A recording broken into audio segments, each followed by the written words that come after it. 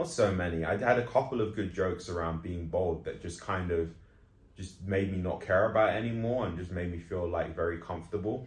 There are other things I did as well, but the jokes really cemented it, because if I can laugh at myself for those things, I don't really need to worry about them anymore. If you're up for a good laugh, be sure to check out my comics on Instagram at JMan's Comic Book Adventures. All right, lads, and maybe ladettes, I don't know if girls are watching this video. I on the side, you're seeing my favorite comic that I've made so far. This is by far my favorite comic that I've made so far. In terms of everything, the joke is fantastic. You should go read this. Just go read this comic. The joke is fantastic. The compositions, I think, are interesting. Like, some of my other compositions are pretty boring because I'm just like, let me get out the idea quick, right? Because I'm trying to learn something with each new comic. So sometimes the composition isn't on point because I just want to get the good joke. I think the composition is great. I think the way I drew my character is great. You know, there's form to it. It isn't just like straight lines. You can actually see the muscle definition a little bit. The character design of the girl is great. Like, I just think it's great. The ink work is great. Like, it's a fantastic comic. Honestly, out of all my comics, I love this comic. I'm just gonna be a bit gassed right now and just say it's a great comic, and I think you should read my comic and enjoy the joke, because it's a fantastic joke. And like I said in my previous video, this is like one of the two videos. This is like one of the two comics that were based specifically on a stand-up routine that I did, or one of the many stand-up routines that I did. Which were kind of about like experiences that I've had. And this one, I'm gonna make a follow-up video to this as well, just this topic, because I think it's a great topic to talk about. And I feel as though your insecurities make for great stories. Things that you are insecure about, that you're like really vulnerable about, can make for really great and interesting stories for people to take in. Like, the more vulnerable you're able to make yourself, the more people are actually able to like sort of see the human element to your story and like resonate with it. Even if they lead an entirely different life to you, they'll feel that sort of essence of the story and they'll like it a lot. So even though this is just a stupid little joke, this is like one of the best jokes that I've told this joke multiple times on stage. There was only one time it blew and the reason why it blew, because my problem is when I get too overconfident, things always fuck up. Like, whenever I'm like, yeah, I'm the best, that's when things mess up. Whenever I'm just like, oh man, I've got to do my best, I've got to try really hard. Like, whenever I'm like that, like sort of mode, things just go wonderful. I think afterwards, oh, I could have done better. But everyone else loves the stuff I produce when I do that. And the one time I got overconfident because the joke did so well the previous time was it blew. But every single other time I've told this joke, people liked it, because it's about a deep I wouldn't say I'm insecure about it now at all. I'm not insecure about it now at all. But before, I used to be insecure. And it's about me being bold, right? And it's a story about, it's called Bold in the Bedroom. And it's just a scene in the bedroom being bold. Did this actually happen, this story? This story didn't actually really... Okay, this story has happened now because my girlfriend has read this comic and she just did it as a joke, right? But before this story didn't necessarily happen in the same way that the comic laid it out. It happened in a sort of different way. Same with the comic where it talks about my hand, right? That didn't happen the way it happened in that comic. It actually happened in the bed, but I didn't want to make it something that happened in the bed, which could have been funny. I just did it on a park bench to make it a bit more PG or whatever. But at this point, I'm just gonna be me and not be PG. But yeah, like, this is a stupid comic, and it's great because you can really feel the human element to it. And I feel as though, as an artist, this is why I really promote like journaling.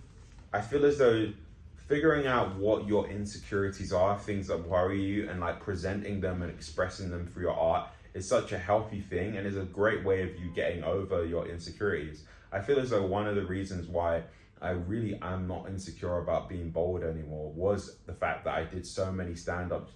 Not so many. I had a couple of good jokes around being bold that just kind of just made me not care about it anymore and just made me feel like very comfortable. other things I did as well, but the jokes really cemented it, because if I can laugh at myself for those things, I don't really need to worry about them anymore. And I would really encourage you to be more vulnerable with your stories. Sometimes don't do the safe thing. Do the thing that really like sort of nags at you, because that's what people are going to resonate with, because people might like look at your comic or your illustration or your animation or what other type of art is there, like, or your painting, right? They might look at that piece of art or music, right?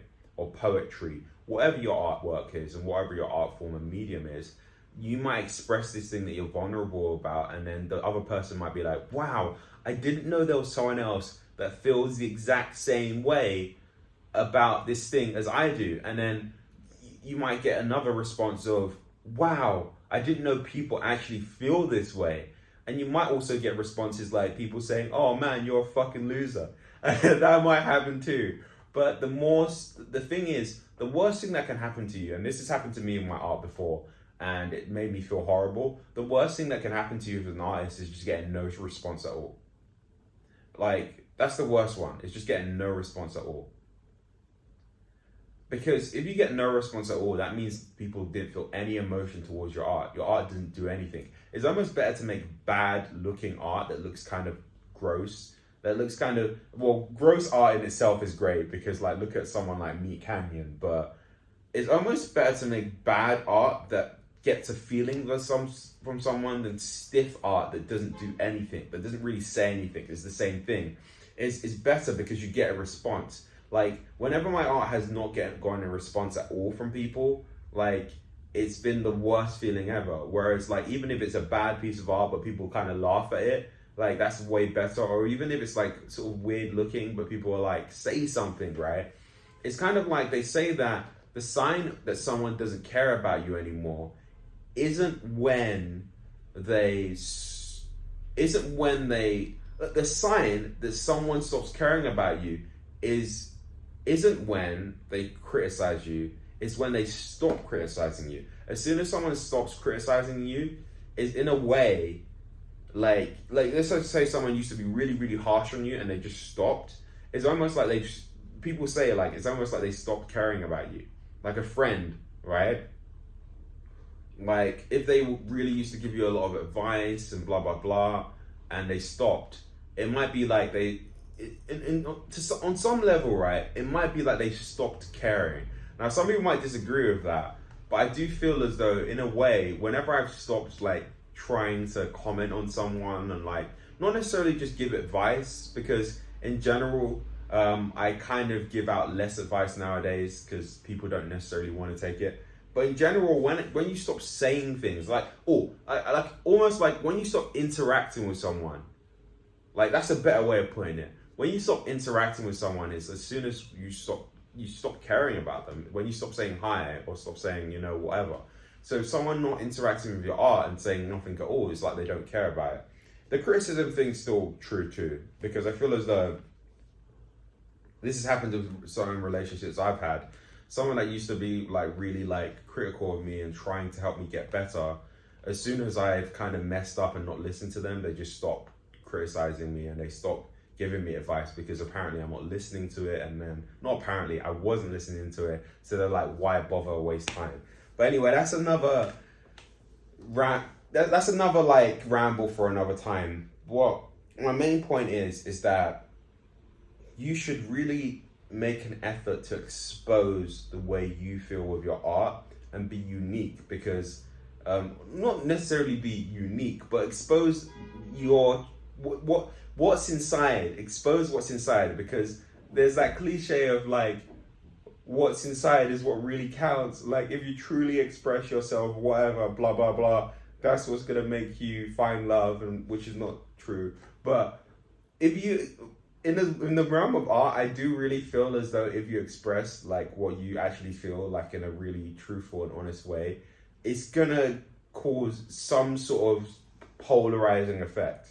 Like, some people are gonna really hate it and some people are gonna really like it. And that's better than you kind of just making this thing that's sort of generic that people are like, You know, they don't really care. They're just kind of like, eh. But if you make something that's really fucking polarizing, people are like, whoa. Some people are like, I hate this guy. And some people are like, I love this guy. I want to have his children and whatever. You know, and that's how you get the fangirls or whatever. But oh man, see, the last video I was really profound, and I said it in such an eloquent way, and I was like, wow, I'm really proud of myself. I've really grown up as a human being, and I really presented that in a great way. But this point was just as good. It was a really good point, but I then presented it in a really half-assed, laddish way. But I guess that's the reason why this is London Lad Lost in Asia. And you know what? I really don't know how to end this video.